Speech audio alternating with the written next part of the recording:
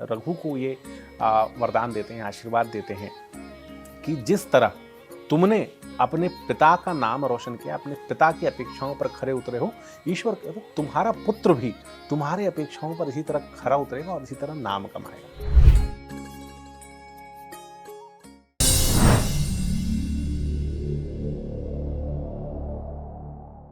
रघु का पुत्र होता है, उनका नाम रखा जाता है अज। अज की भी प्रतिभा अद्भुत, अज भी लगातार विजय करते हैं। ऐसे में अज एक बार एक स्वयंवर में जाते हैं। स्वयंवर में अज को देखते के साथ ही अज का शरीर लंबा चौड़ा, चेहरे पर तेज, और रघु के कुल का है, नाम है हर तरफ, उनको देख के ही राजा नर्वस हो जाते हैं। और आखिर में इंदुमती की वो स्वयंवर हो रहा होता है। इंदुमती के स्वयंवर में आखिर में सब मिलके इंदुमती अज को चुनती हैं, अज के गले में माला डालती हैं। जब उनको लेकर के अज लौट रहे होते हैं तो रास्ते में सारे सैनिक उनको घेर लेते हैं। दूसरे राजा, एक तो उनकी रघु ने उनको जीता हुआ है अश्वमेध यज्ञ में, विश्वविजय यज्ञ में, ऊपर से अज अब उनके सामने से इतनी सुंदर कन्या को ले जा रहा है।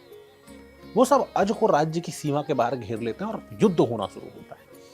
कालिदास की लिखित पुस्तक है रघुवंश, जिसके माध्यम से मैं आपको ये पूरी कहानी बता रहा हूं।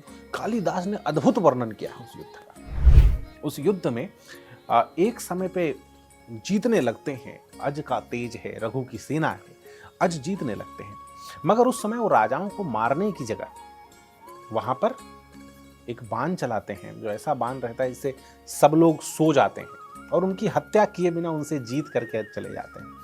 अज का राज चल रहा होता है। उनका एक पुत्र भी होता है, दशरथ। दशरथ बहुत छोटे हैं उस समय पे, खुशी खुशी पुत्र रत्न हो गया है, राज्य में सब कुछ खुशी है। तो अज इंदुमती के साथ बाग में घूम रहे होते हैं।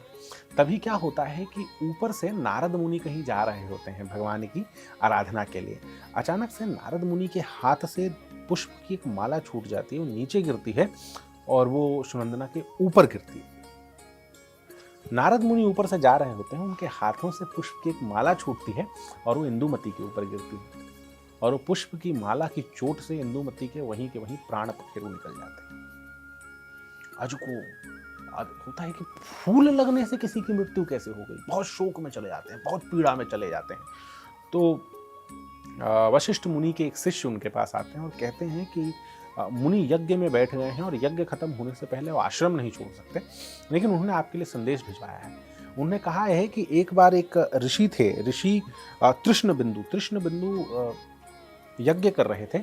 उसी समय एक वो थी स्वर्गों की क्या अप्सरा, एक अप्सरा थी हारिणी आती है उनकी तपस्या में विघ्न डालने के लिए। इससे नाराज होकर हारिणी को वो श्राप देते हैं, तृष्णबिंदु मृत्यु का श्राप देते हैं, मगर मानव जीवन में जन्म लेने का श्राप देते हैं मृत्यु लोक में।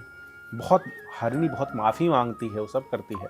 तो फिर आखिर में मुनि उससे कहते हैं कि ठीक है, जिस दिन स्वर्ग की मालाओं का दर्शन तुम्हें हो जाएगा, देवलोक के फूल तुम्हारे पास आएंगे, उस दिन तुम श्राप से मुक्त हो जाओगी। तो अज परेशान मत होइए, आपकी जो इंदुमती हैं वो मृत्यु नहीं हुई, उनकी मुक्ति हुई है, श्राप से मुक्त हुई हैं। मगर अज अपने आप को संभाल नहीं पाते, अज घोर पीड़ा में चले जाते हैं। पहली तो उनकी इच्छा होती है कि अपने प्राण दे दें, मगर ऋषि मुनि उनको समझाते हैं कि राज्य है उनके पास, उनको राज्य की प्रजा का लालन पालन करना है। इसके बाद अज किसी तरह शासन चलाते हैं, लेकिन जैसे ही दशरथ की आयु होती है सिंहासन संभालने की, अज उनके राज्याभिषेक करके और वहाँ से निकल जाते हैं, वनों में चले जाते हैं और वहाँ पर फिर वो आमरण अनशन करके अपने प्राण त्याग देते हैं। महाराजा दशरथ की कहानी आपको मालूम है, किस तरह दशरथ की 3 शादियाँ होती हैं, उनमें 4 पुत्र होते हैं, उनमें से एक राम, लक्ष्मण, भरत, शत्रुघ्न उनकी गाथा है। किस तरह दशरथ की मृत्यु होती है पुत्र के वियोग में।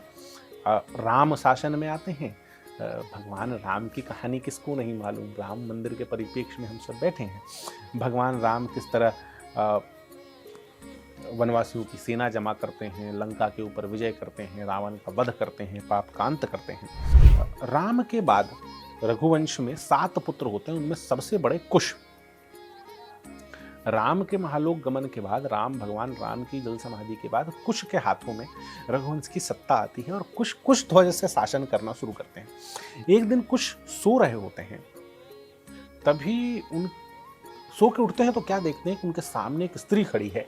स्त्री बिल्कुल सादे सफेद कपड़े पहने हैं, उसकी बाल बिखरे पड़े हैं। तो उससे पूछते हैं, कुछ कौन हो तुम, यहाँ क्या कर रही हो, राजप्रसाद में तुम्हारा क्या काम है, तो और यहाँ तक तुमको आने किसने दिया।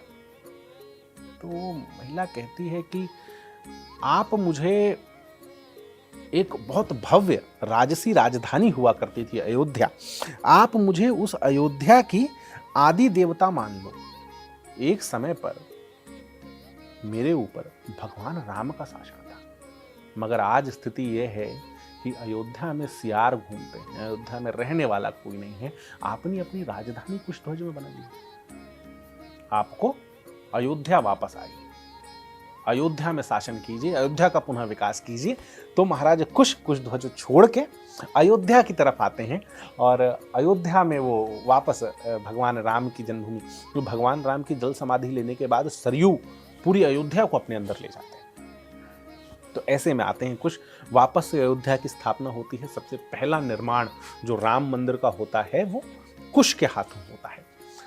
उसके बाद एक दिन कुश अयोध्या में सरयू के तट पे स्नान कर रहे होते हैं, तभी उनके गले में एक कांकिणी की माला थी जो अगस्त्य ऋषि ने खुश होकर के भगवान राम को दी थी।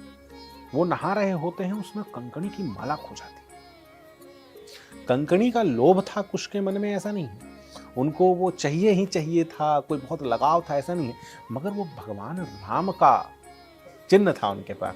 तो अपने सैनिकों से कहते हैं कंकणी ढूंढ के निकाल लाओ। सब जाते हैं कंकणी ढूंढते हैं, मगर नदी की धारा में कंकणी कहीं मिले ही ना। सब लौट के आते हैं और कहते हैं कि कंकणी तो मिली नहीं। ऐसा हो सकता है कि कोई नाग किसी जलीय जीव को मिल गया हो, उसमें से खाने की वस्तु समझ के खा लिया हो। कुश को आता है गुस्सा, गरुड़स्त्र उठाते हैं और गरुड़स्त्र उठा के कहते हैं कि आज नदी को सुखा के मानेंगे सरयू को। ये सरयू का पानी उबलने लगता है। भगवान राम के जीवन में भी ऐसा ही वक्त आता है जब वो समुद्र की उसके लिए बैठते हैं अर्चना के लिए, तो नदी का पानी खोलने लगता है। उसमें नागों के सम्राट कुमुद्र वो निकल करके आते हैं, उनके साथ में उनकी बेटी कृमति होती है। तो वो कहते हैं कि आप क्रोधित मत होइए, ये आपकी कंकणी गिरी थी, मेरी बेटी के बगल में गिरी, उसे देख करके ऐसा लगा कि मानो आसमान से कुछ गिरा हो, इतना चमक रहा था, तो उससे खेलने लगी और वो खेलते खेलते भूल गई, उसको ध्यान नहीं रहा, आपका आभास नहीं था, आपकी जानकारी नहीं थी। ये रही आपकी कंकणी और माफी स्वरूप मैं ये चाहता हूँ कि मेरी पुत्री को आप स्वीकार करें।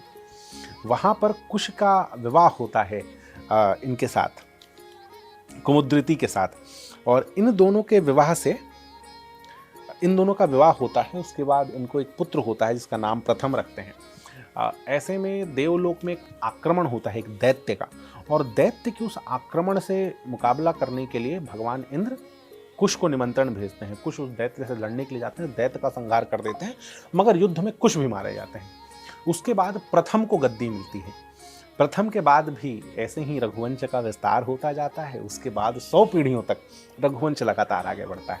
कमेंट करके बताइए, अगर आपकी इच्छा हुई, आपका प्रेम मिला, तो हम इसी तरह रघुवंश के सभी राजाओं के जीवन पर, दिलीप के जीवन पर, रघु, अज, दशरथ, राम, कुश और प्रथम सभी के जीवन पर एक अलग अलग वीडियो आपके सामने लेकर के आएंगे।